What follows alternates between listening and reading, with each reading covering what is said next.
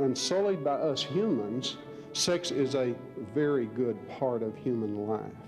We live our lives in a great deal of hypocrisy, telling our children to do one thing while we do something else. The quest for control. We all would love it if our lives were a bit more controllable. Discussions within the Christian community about these questions will be primary for the survival of the Christian community.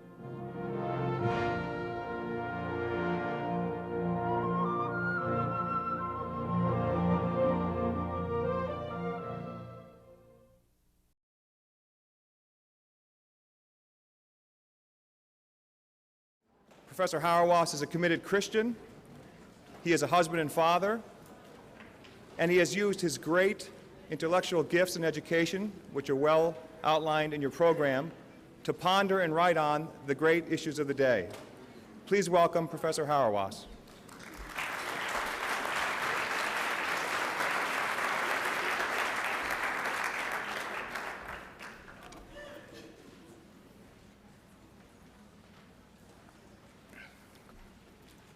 It's lovely to be with you.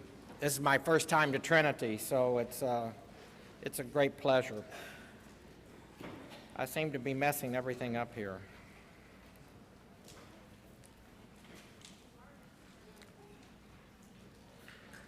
I want to begin today by reading you a passage from a theologian from the past. He starts by saying that one of the evils associated with recent times is people no longer willing to do hard, laborious work. He then says, a second evil, one which is especially pernicious and one which, owing to the increasing mischief which it works among souls, we can never sufficiently deplore, is to be found in the repugnance to suffering and eagerness to escape whatever is hard or painful to endure. The greater number are thus robbed of that peace and freedom of mind which remains the reward of those who do what is right, undismayed by the perils or troubles to be met with in doing so. Rather do they dream of a chimeric civilization in which all that is unpleasant shall be removed and all that is pleasant shall be supplied.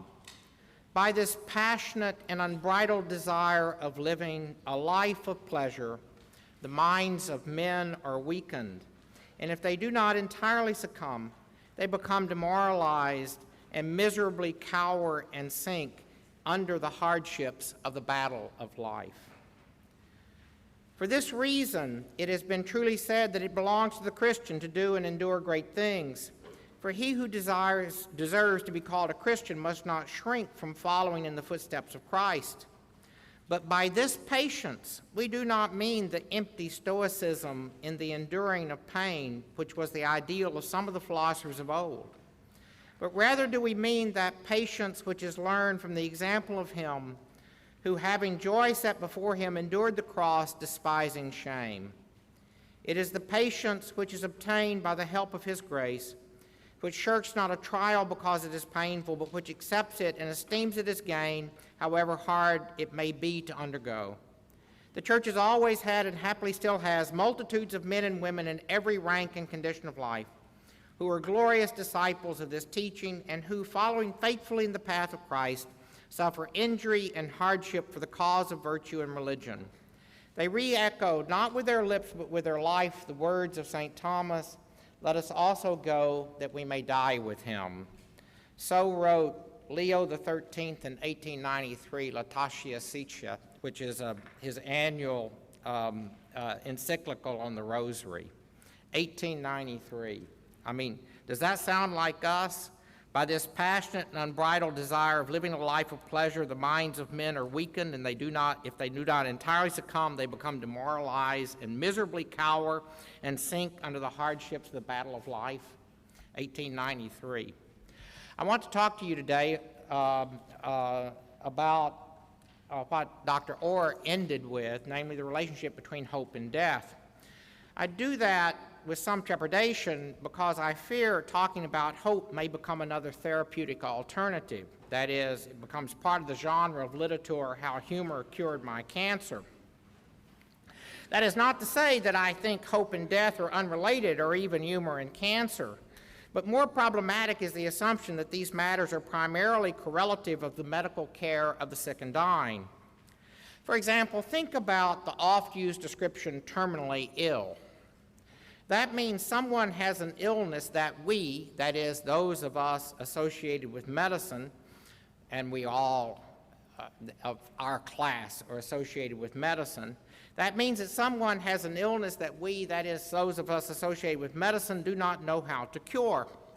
So death now means what happens to you when your doctor can no longer do anything for you. I wish to be clear, I do not blame doctors and the medical care establishment for this. Their practice in this respect but reflects our profoundest social attitudes as a people, namely that the American people desire not care but cure. For example, I often ask lay people, if you don't believe this, I often ask lay people, and the only laity that matters are those that are no longer associated directly with medical establishment. I mean, the church lay people, the difference between the priest and the laity has been undercut. But we still are lay people when it comes to medicine. I often ask lay people how they want to die. How do you want to die? How do you want to die? I'm sorry? Painlessly, quickly, in our sleep, and without being a burden. You don't want to be a burden because you don't trust your children. You want to die painlessly, quickly, and in your sleep because when you die, you don't want to have to know you're dying. So we then ask doctors to keep us alive to the point that when we die, we do not have to know we're dying, and then we blame doctors for keeping us alive to no point. It's a lovely double bind in this. Now, it's quite interesting to contrast this with medieval practice and attitude toward death. What the medieval person feared is what we want. That is, they feared a quick and sudden death. They did so because such a death would not give them time to be ministered to by the church through the sacrament of reconciliation and penance. They would not have time to reconcile themselves with their enemies, usually who were their family, with the church, and with God.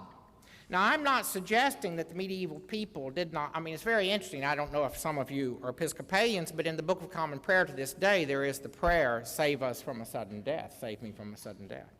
I'm not suggesting that the medieval person did not want to avoid a painful death, but more important was how they got to die. They had responsibilities as they died. What their determinative responsibilities were, of course, was correlative to what they feared. They feared God, not death. They knew judgment was coming. They knew judgment was coming. Cancer, accordingly, in the Middle Ages would not have been seen as the unmitigated tragedy it is for us, because cancer, of course, gives us a lingering death, exactly what we don't want, but rather it would give time to live through one's death. So cancer wouldn't have necessarily been a bad idea in the Middle Ages. Death in war, as a matter of fact, could be understood as a good death in the Middle Ages because battles were scheduled in terms of giving one time to have preparation to prepare oneself to die. Indeed, in medieval casuistry, there is a discussion of whether ambushes in terms of just war can be legitimated because it robs your enemy of the time to know how to die. It's quite fascinating. I mean, you have obligations to your enemy that they not die in an unreconciled state. I wish the United States military would think of that. Now, our attitude toward death, therefore, reflects the construction of death by a different set of practices than those of the Christian tradition. They may be practices that embody hope, that is, the hope of avoiding death, but I do not thereby think that such a hope is what Christians should mean by hope. However, before I say more about what I think Christians should mean by hope, let me say a bit more about the medicalization of our lives and our deaths today. I always say if you want to know who the American people are, all you need to do is look at the United States Congress and the kind of medicine we produce, sobering judgments. That is, I think that's right. I mean, we are now using something between 14 and 15% of the gross national product on crisis care medicine. Something like 6 to 7% of that is going to people in their last year of life. Of course, we do not know, as Dr. Orr made clear today, we do not know it's their last year of life when they start getting this kind of treatment. And yet it just keeps mushrooming in a way that, if you ask what are the great medical advances for the health of the population today, among most Americans, they'll say sterilized operating theaters, they'll say antibiotics, they'll say the cure for polio or something like that. Of course, crisis care medicine has almost nothing to do with the health of the population. If you want the health of the population, you're talking about windows and sewerage. Not about the production of more and more physicians that will intervene in crisis care difficulties. So, that's who we are. Basically, we as a people want to make sure that when we get sick, we're going to have a doctor there, even if it means you don't get the proper sewerage in other places. Now, what I'm suggesting in all this is that most of us, I know you're very committed Christians and you're enthusiastically so, but I think most of us as Christians in this society lead lives of practical atheism. Namely, even if it happened that we discovered that Jesus was not raised from the dead.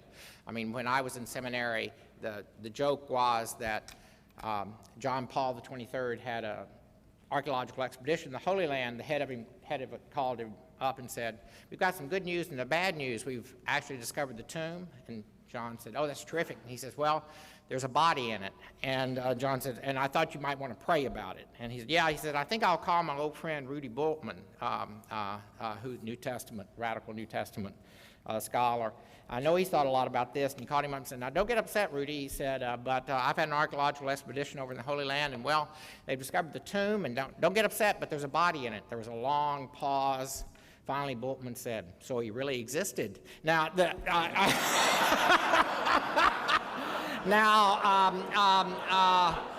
most of our lives are lived in a way that it doesn't matter whether Jesus existed or not. And to show you that, I think, as a person that stresses the importance of virtue for how the moral life is understood, I'm oftentimes challenged where schools of virtue may be. I always say Parris Island, where the U.S. Marines are trained, and also medical schools. And I can explain it this way. Someone can come to divinity school this year and say, they're usually someone who has already failed in another line of work before they get to divinity school, and they come to divinity school and say, "Gee, I'm just not really into Christology this year. I'm really into relating." And we say, "Right, go take some more, CPE courses, that's what it is, relating, get your head screwed on right, so on and so on. Wounded healers, blah, blah, blah, blah, blah." A kid can come to medical school and say, "Gee, I'm just not really into anatomy this year. I'm really into relating. I'd like to take some more psychiatry," thereby showing he doesn't know anything about psychiatry. And what are they told? They say, "Well, who in the hell are you, kid? Take anatomy or ship out. Take anatomy or ship out. We're not interested in your interest. You're training to be a doctor." Now, that's serious moral education. That's serious moral formation. What accounts for the difference? I think it's very simple. No one believes an incompetent priest might damage their salvation today, but people do believe an incompetent doctor can hurt them. Just to the extent that you care more about the training of physicians among you than you do of ministers, it goes to show we live lives of quite desperate atheism.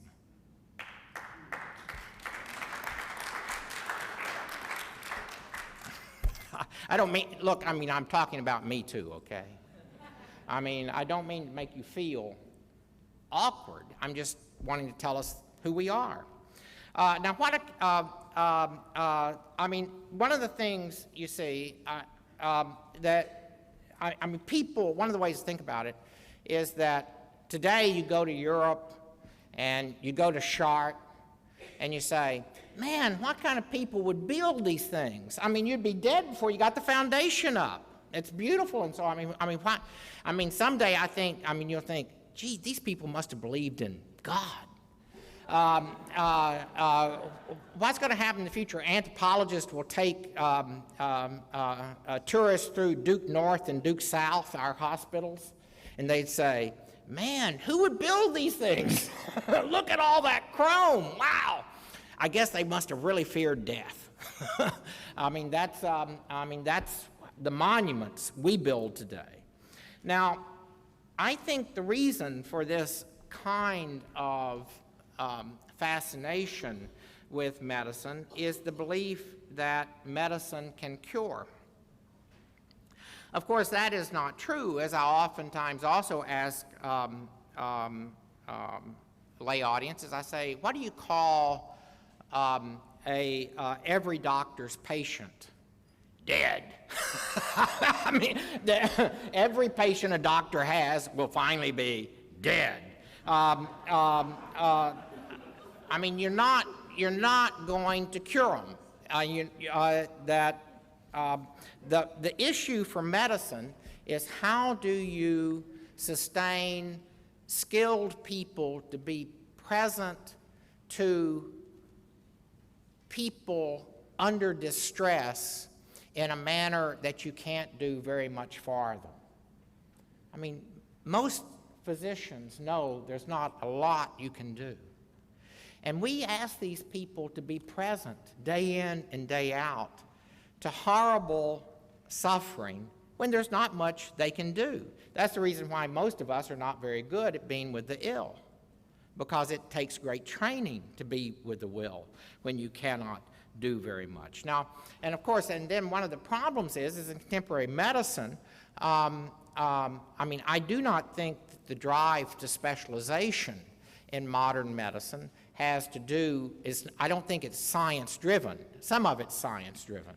But most of it has to do with physicians thinking if they know more and more about less and less, the less likely they will be to make a mistake. But of course, the more physicians know about more and more about less and less, the more likelihood is that since they're an orthopedic that specializes in the hand, they will not notice you've broken your leg. How specialization works, you see, because they're deathly afraid that they're going to make a mistake.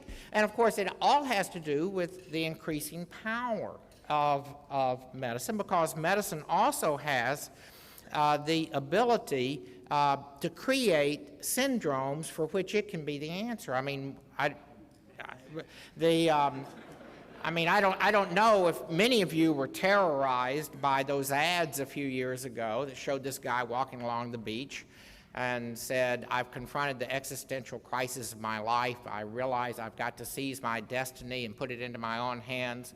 Tomorrow I'm going to see my doctor about my baldness. Now, when did baldness become an illness? Where does this stuff come from? I mean, as a theologian, I can tell you Jesus was bald. And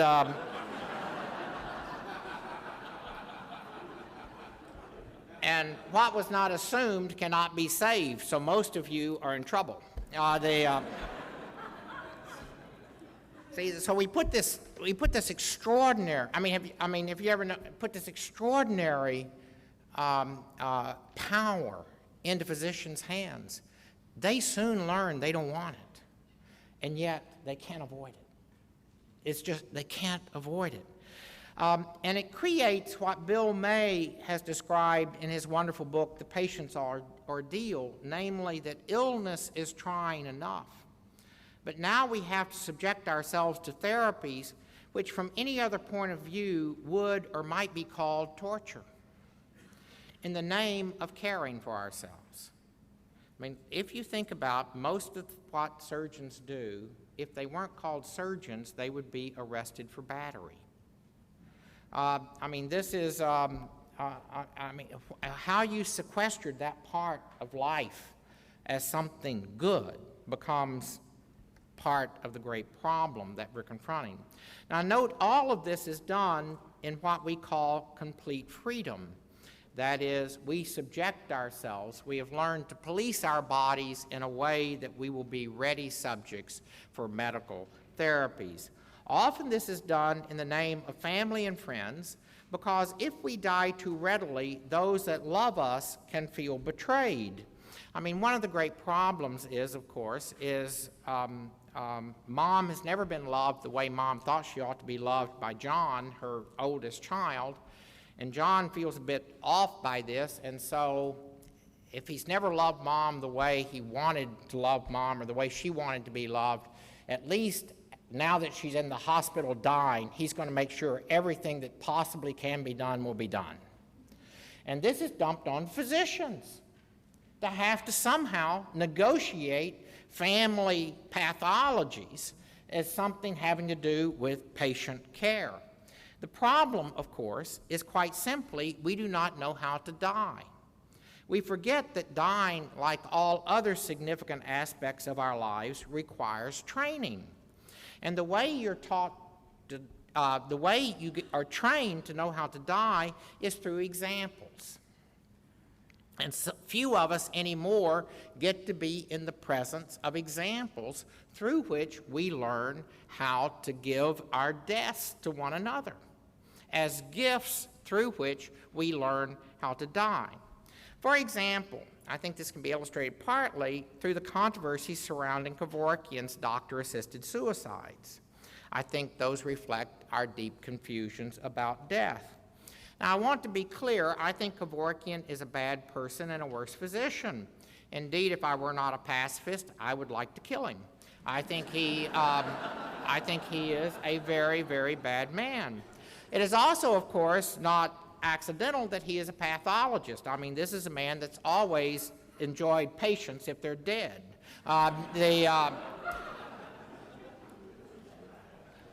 what I suspect is happening in the Kevorkian-motivated doctor-assisted suicides is that he is not killing or helping to kill people who are suffering. Rather, what I think is happening is he's giving people permission to die because you can only die when a doctor tells you you can. Because you can only die when a doctor gives you permission to die. Because notice, we do need permission to die. Most people need permission to die. Ministers and priests perform this all the time. They are taught how to do it through dying people. We need to be told our deaths are commensurate with our lives. That is, the kind of deaths we suffer are befitting our deepest convictions. The problem has become that the demand for euthanasia, for doctor-assisted suicide, is but the other side of the extraordinary attempt to make medicine's primary purpose cure, that is, the defeat of death. So euthanasia becomes the way we resist the power of medicine in the name of autonomy. But as a result, of course, we are captured by other powers, namely that I can determine the meaning of my own death, so I get finally to die as my own tyrant. I think the debate over the definition of death in the famous Harvard report and so on, the debate over the definition of death was the attempt to bring a technical solution to what is fundamentally a moral problem, namely a community's agreed judgments about death. And I think this has to do, and this is the most important thing I have to tell you today. I think this has everything to do with the politics of living in liberal social orders. My way of putting it is, the story of modernity is the production of people who believe they should have no story except the story they chose when they had no story. The story of modernity is the production of people who believe they should have no story except the story they chose when they had no story. That is called freedom. It is called freedom. Now, if you do not believe that that is your story, let me ask you this. Do you think you ought to hold someone responsible for decisions they made when they did not know what they were doing? Do you think you ought to hold someone responsible for decisions they made when they did not know what they were doing? Most of you do not think you ought to hold someone responsible for decisions they made when they did not know what they were doing. Of course, the difficulty with that is it makes marriage unintelligible. How could you ever know what you were doing when you got married?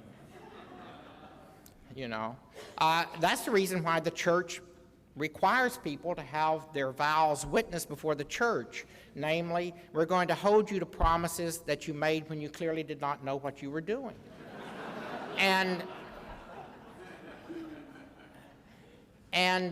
What we need to know is if you're the kind of person that can be so held. That's the reason why the church basically needs to get out of the marriage business. We're just underwriting romantic conceptions of love and marriage that destroy marriage in the Christian faith. It just destroys. I mean, there's nothing wrong with arranged marriages. I mean, that's what do you think Notre Dame St. Mary's is? I mean, it's where Catholics of approximately the same social class and economic background send their sons and daughters to meet under the illusions of choice. I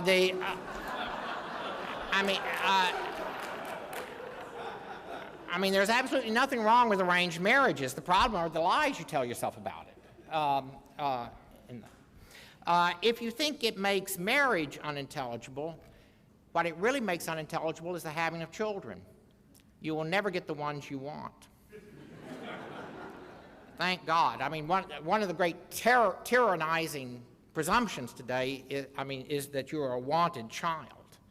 I mean, it puts you exactly under the power of the parent in a way that says the parent is only your parent insofar as they have duties as part of the Christian community. So modernization is the story that you should have no story except the story you chose when you had no story. Now, what then secures cooperation between people who believe they should have no story except the story they chose when they had no story? Quite simply, the fear of death. The one thing that we all share in common is death is a very bad thing to happen to free people. And so death becomes the way we secure cooperation in society that has nothing in common except the fear of death. And medicine becomes the way we try to make that bargain into not being too unjust on everyone. Namely, you get to choose the lifestyle you get to live, irrespective of its medical consequences, and nonetheless, physicians are there to care for you and to save you from the death which you have chosen as part of your ability to try to have a story, except the story you chose when you had no story. Now, that accounts for why there has been the boon in medical ethics. The boon in medical ethics, if you noticed in the morning session when the slide was up there about secular bioethics, autonomy, benevolence, non-malfeasance, and justice, we went by that real quick. But the assumption is, oh, well, that's what we all agree about. Really? Really? Well, I mean, you see, what that is the attempt to give as thin a possible account as possible of how to maintain the practice of medicine in a society that has no agreements about the goods that can give us any intelligibility about how to die. So secular bioethics rose not because medical technology got so overbearing I mean, that's what people oftentimes think, that it's the rise of medical technology that has caused the need for medical ethics. No, what's caused the need for medical ethics is the question, how do you practice medicine in a genuinely morally fragmented society? And those empty signifiers, autonomy, non-malfeasance, benevolence, and justice, those empty signifiers are the attempt to give us a comfort that we know what we're doing in regulating medical care by those. But what they are is really just a legitimation for a bunch of philosophers and theologians who would otherwise be out of work to have a job running around hospitals trying to tell people what to do. I mean, as Christians, you should read those norms as demonic. They're demonic. Christians are not called to have no story except the story they chose when they had no story. That's the story of autonomy. That's the story of autonomy. Christians are called to be creatures. Creatures. We don't get to make our lives up. Our lives are given to us. It's gift. I mean, I oftentimes ask people, what do you do when someone has given you a gift? It's an acquaintance that you hadn't expected to get it. It's a beautiful gift. It's a piece of Carolina pottery. You didn't know you needed it until you got it. Now you got it. You need it. You don't want to give it back. What's the first thing you want to do? Well, the first thing you want to do is to give something back, because you understand later this person may ask to borrow your car, they're a horrible driver, and yet you didn't give them anything back, and if you say no, you'll think, oh, I'm so terrible, they gave me this great gift, I'll just feel terrible, so you're trying to protect yourself, and so you give something back as soon as possible, because you understand gift giving and gift receiving is a powerful relationship. Is it any wonder we hate God? Because it's not like, I exist and God gives me something. My existence is gift. My existence is gift. There's nothing you can do in return. There's nothing you can do in return. And what it means for it to be gift is God provides a wonderful story for us to inhabit that we don't have to choose. It's called baptism. It's called baptism. That's being made part of a people through which I learned to accept my life as gift without regret. What an extraordinary thing.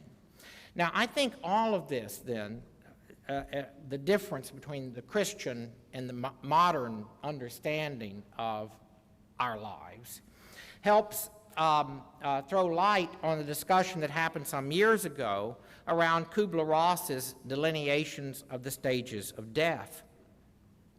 As you know, Kubler-Ross discovered people, mainly cancer patients, who went through allegedly different stages of death: denial, anger, bargaining, grief, acceptance. And though these were originally meant descriptively, they were quickly turned into normative recommendations and even spawned a specialty called thanatology that meant that you had certain people legitimated to roam around hospitals trying to help people die. While I'm sure that this was often done with some sense, I at least know of some attempts to keep patients alive because they had not reached the normative stage of acceptance. You can't die yet, you're far too angry, you need to accept death. In truth, this often resulted in trying to help people die better than they had lived. If you've lived a crappy life, I see no reason you shouldn't die a crappy death.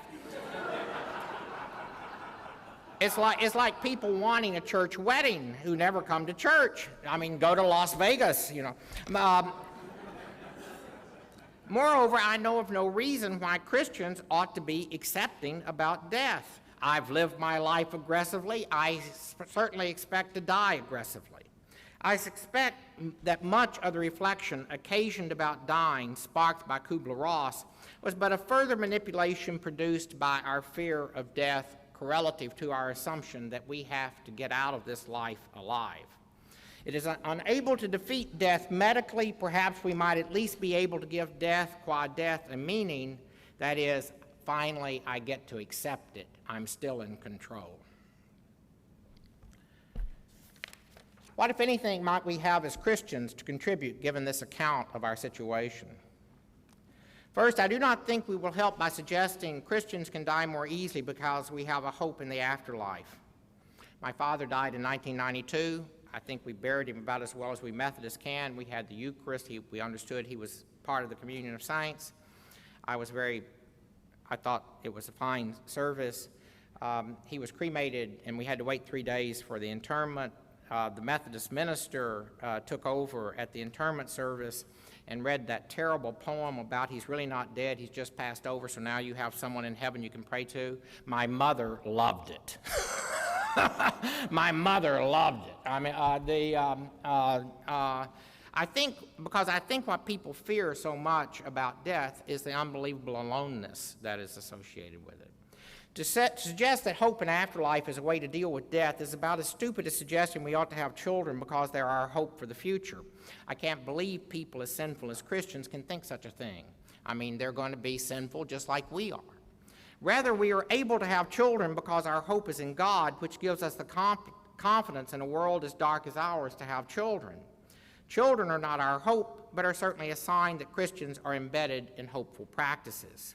That's not totally unlike why anyone should be a pacifist, which I assume all of you are. Namely, Christian pacifists do not believe that we are called to nonviolence because it's a way to rid the world of war, but rather in a world of war, we cannot imagine any other way of living as faithful disciples of Christ, which may mean that the world becomes even more violent. Now, Christianity is ongoing training in dying early. Christians know that they are constituted by practices and virtues that may well make their lives subject to death. Put differently, the courageous have fears that the cowards can never know. You see, the courageous have fears that the coward can never know. And just to the extent that we Christians are called to live life courageously, it may well mean that we will make the world more dangerous. Martyrdom, of course, in that respect, is the paradigm of Christian death. It is a death constituted by hope in the reality of the kingdom given to us through our baptism. The martyr, of course, cannot too readily seek death. That is, they must try to avoid it, not only because they should not too readily desire death, but also because they do not want their enemies to bear the sin of the murder. Also, it's very interesting, the martyrs do not know who they are until God tells them. They don't know they're dying as martyrs. God tells them. So martyrdom becomes the Christian defeat of all victimization. You can kill us, but you cannot determine the meaning of our death. This last point is obscure, but not unimportant for matters I think that we are considering. For Christians should hope our deaths are appropriate to how we live, namely, so that we can be happily remembered by the community called church. That is, we die in hope in the communion of saints, and that is why Christian dying is different. That is the reason why suicide is such a problem for Christians.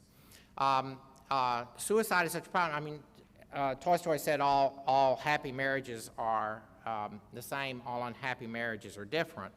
I don't think he understood the complexity of happiness in saying that, but it's certainly true every suicide in many ways is different. But it seems to me that there are two primary forms of suicide in our society. One is the suicide of abandonment. That is, someone is so completely cut off from any other human contact that they might as well be dead. The other kind of suicide is what I call the metaphysical I gotcha. We all live I gotcha games. I wash dishes for you tonight. You surely must do this for me. I gotcha. Suicide becomes the ultimate metaphysical I gotcha game, which is the reason why it becomes so hard to remember the person happily, because we are not sure how to put the life together with the death.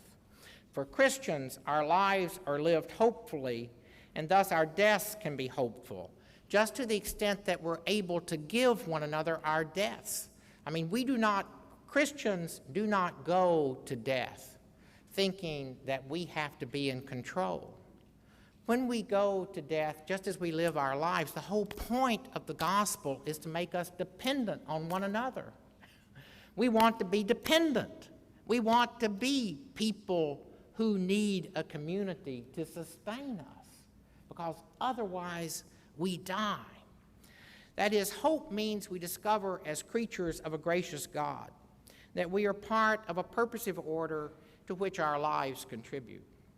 For example, consider these words from one of my heroes, a man named Dale Ackerman, who was a Brethren pastor who wrote an extraordinary book called Darkening Valley, which is a narration of our current nuclear dilemma in the light of the book of Revelation. And Dale, as he began treatment for his lung cancer, says, Jesus warned, to try to save one's life is to lose it is to find it. These refusals can be considered in relation to illness. To cling desperately or with vigorous determination to life is not the right way.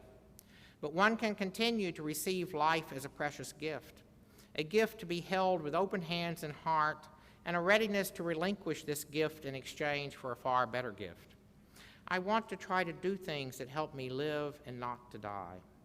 Not to do that would amount to giving up, but I don't want that effort to dominate my life, my thought, and my dying. I do not want that effort to dominate my life, my thought, and my dying. Later, reflecting on John 11:4, Dale says, this illness is not unto death. It is for the glory of God, so that the Son of God may be glorified. Dale observes that accidents of disease can come abruptly and seem not to point to the glory of God. But he says in circumstances like his, what is critically important is not really whether this illness is unto death, terminal, we would say, but whether the life being lived out against the disease points to the grace and goodness of God. Christians are in training to be hopeful creatures. That is the reason we owe one another our sufferings, that we can be joyfully dependent, to need community. We do not want to be autonomous. When his tumor began growing again, Dale knew death was near. He says Ruth and he spoke and prayed together through their tears, his wife observing, the devil wants us to stare at death, but we are to gaze on Christ. Our deaths that we suffer are the deaths that we've already suffered through our baptism. In our baptisms, we pledge to one another to be bodily present to one another. We care for our bodies, therefore, as part of the care of the whole church, not as a kind of fetish account of health as an end in itself, because rather of the kind of care we are to give one another in the church through our bodies. Now, I'm aware all of this may not be very helpful for the actual care of the dying. Most people in our society have not had the kind of training I'm suggesting available to Christians. Let me suggest, however, that there is no better place to start such training than funerals. Notice how seldom we preach on death in our churches, and language is all important because people approach death with no way to comprehend it, and that is the reason why the liturgy is so important. Illness and death disrupts our speech. Pain that is inexperienceable isolates us. To be mute is to be cast out from others. Language is the way that we learn to say to one another, I know you're dying, and I will be with you in your death. Language, of course, requires other users, and nothing is more important than presence. It's very seldom noticed that Job's friends at the beginning of Job saw his misery from afar and came and sat with him for 7 days, saying nothing. They weren't all bad. We need bodily presence of others we are granted through our baptism to sustain our care of the dying and the dying care for us.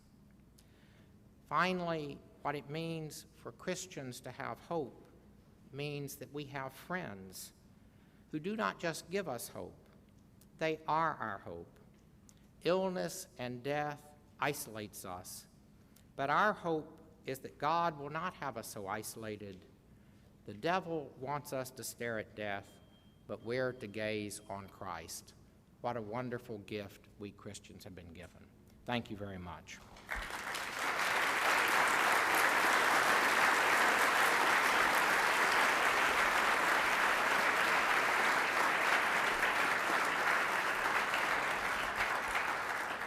Any questions now? Please come up to the mics.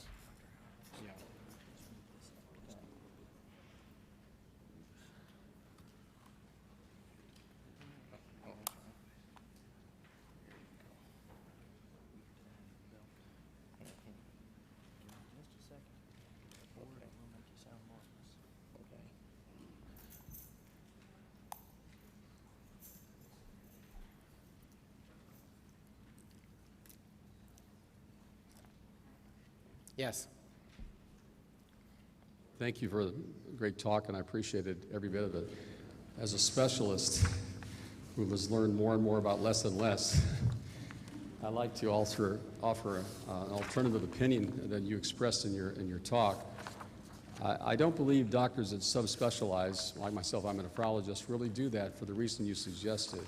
I think that it's natural interest and science primarily, and actually the doctors that I know that are subspecialists particularly know an awful lot about other areas of medicine and still use those areas most of the time. And I'm sure there are exceptions, Right. but I would just suggest there's probably another explanation for most of us. Yeah, I'm sure that that's probably true.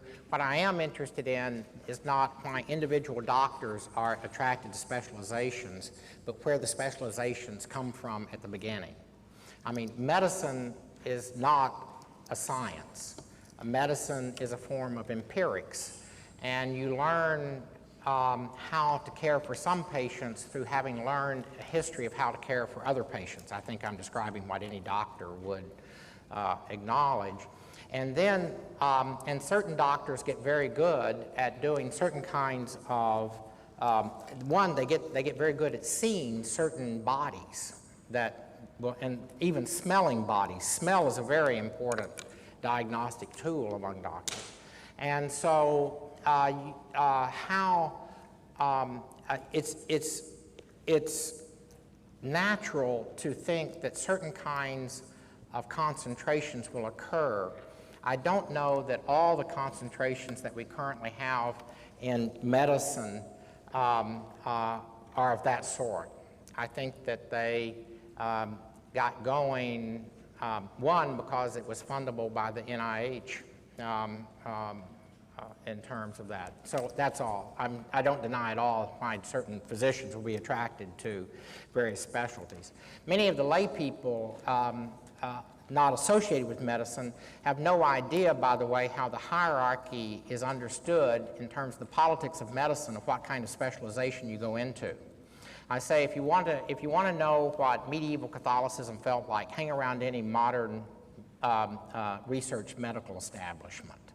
It makes Byzantine appear pallid in terms of how the politics works in this stuff.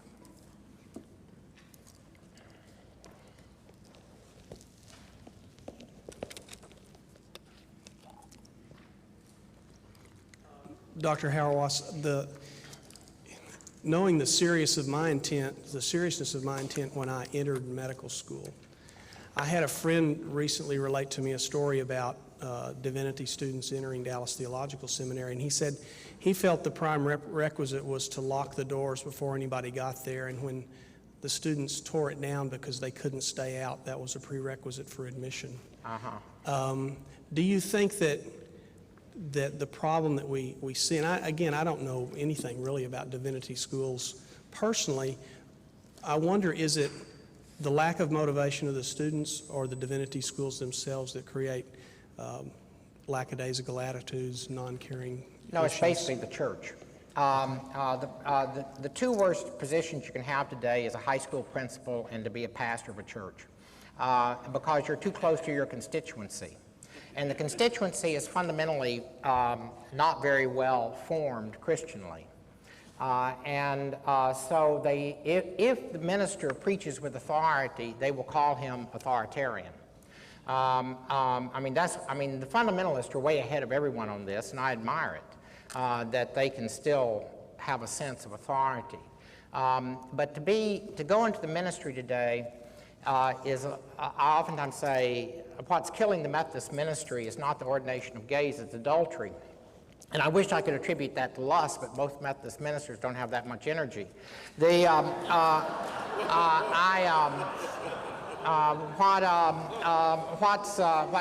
killing the Methodist ministry is that to be a minister is to be a little like nibbled to death by ducks. Since you don't work for a living, would you please pick up Johnny after school? You're not quite sure how that fit in with your ordination, but since this is the wife of the president of your board of trustees, you think you need to do this. And before long, you learn to hate the congregation because of their unceasing needs on you and the demands. And so you retreat to the family, but no spouse needs to love another spouse that much. And so before long, you discover that you're the loneliest guy in town, and you're primarily talking with the other minister where that you're close to, that you share war stories with. And as a result of that kind of loneliness, I think many ministers oftentimes are tempted to, without really wanting to get into some very compromised positions. And you're just not going to attract many people into the ministry today with that as a profile. It's very interesting when you're around divinity school, and we do have clinical pastoral education. I've noticed that the kids just love getting over there where they can wear their white coats. And they think, it's generalized expertise. See, they really know how to counsel. Most of them would be embarrassed if they wore a collar. Now, I think that that's part of the kind of problem that we face in terms of the power inequities that occur in modern society, and why it is that the ministry has become a problem for itself. Yes? As a single person, do you still arrange marriages for single people? No, just kidding. Right. My real question is this. I just returned from Japan last summer, and at the Tokyo Biblical Seminary, which is the Holiness Seminary, they do. It's great. What I was wondering is, you are putting forth a radical vision of what it means to live in Christian community, and a Christian worldview that is also radical. And I say that in a positive sense.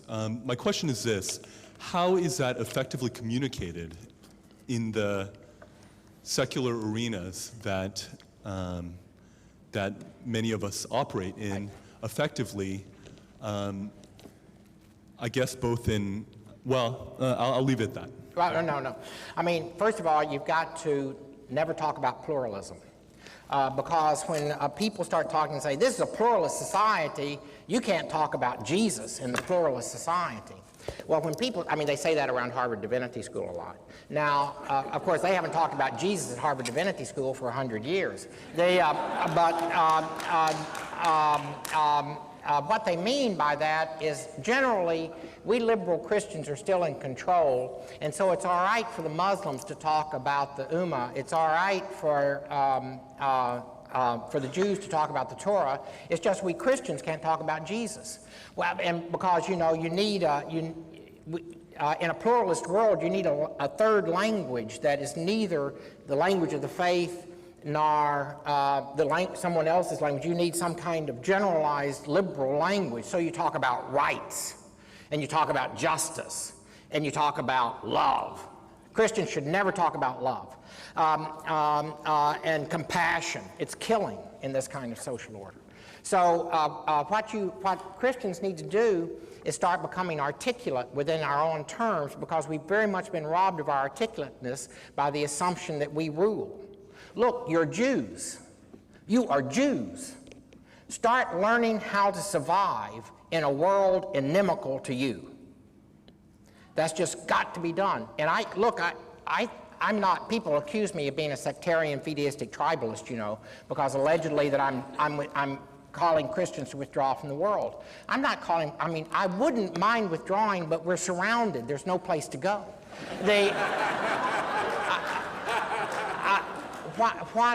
And you're quite right, it's radical. in this way. I mean, I want you to be in medical centers, of course. Look, I'm at Duke University. I have to say, I'd say this in Duke University. Now, I say Duke University doesn't have any idea what it means to be a university other than it wants to be excellent, and all it knows is that means it can buy higher priced intellectuals than you can buy. I mean, that's the character of the modern university.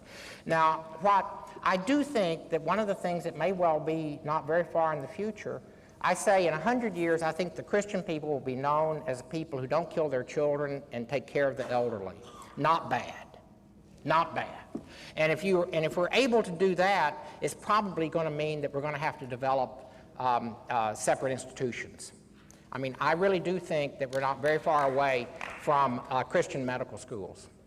And how the kinds of knowledges that are produced in Christian medical schools will be quite different than the kind of knowledges that are produced at Duke University. And I hope that'll be the case. We're going to need a lot of help.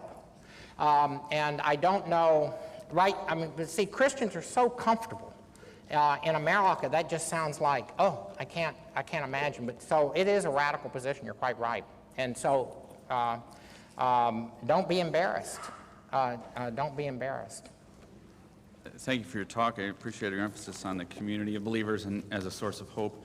But I'm struck also by, at least I think scripturally, that the goal of our hope ultimately is not only community with each other, but community with the Lord. Absolutely. Struck by Revelation 21 that now the dwelling of God is with men, and he will live with them. They will be his people, and God will be with them and be their God. And then it says he'll wipe away the tears, and death has passed away. You seem to underemphasize the hope in the afterlife that we have as a source of hope. Can you comment on that? Yeah. The focus on eternal life in America has been one of the ways of underwriting American individualism that says, I have a relationship with God, that Jesus is my personal Lord and Savior, and because Jesus is my personal Lord and Savior, I'll go to church to have that expressed. What that is William James mysticism. That's the reason why everyone still likes Varieties of Religious Experience as a religious book, though it's atheistic. And so Christians fail to see that what we mean by salvation is necessarily mediated by the people of Israel, by Jesus Christ, and by the Church of Jesus Christ. And the salvation that is mediated is the kingdom of God, which finds its fullest expression in the communion of saints. Which, of course, if you want to say, well, isn't that eternal life? You bet. But the problem with speaking of eternal life in the kind of context in which we find ourselves is it can underwrite exactly the individualistic notions that have been destroying the church for a long time. Because, look, outside the church, there's no salvation. Outside the church, there's no salvation. Which should make you think, what do I mean by salvation? And what you mean by salvation, that you put yourself in the presence of people who you think will keep you holy. And that's what God pulls us into. I mean, I say, you know, I tell people as often as I can that I'm a pacifist, but you can tell I'm a Texan, I'm a violent guy. I don't like the language of pacifism because it's just so passive. And it also makes it sound like it's some position separated from who Jesus Christ is. But by creating expectations in you, I have some hope that you will keep me faithful to what I know is true. Because that's the way the Christian life works. It's not me willing it into some kind of, you know, a great achievement. It's me accepting my life from others that make it possible to live the way Christ called us to live into the kingdom of God. So that's my problem with eternal life in terms of the way it works. Is that it? Thank you very much.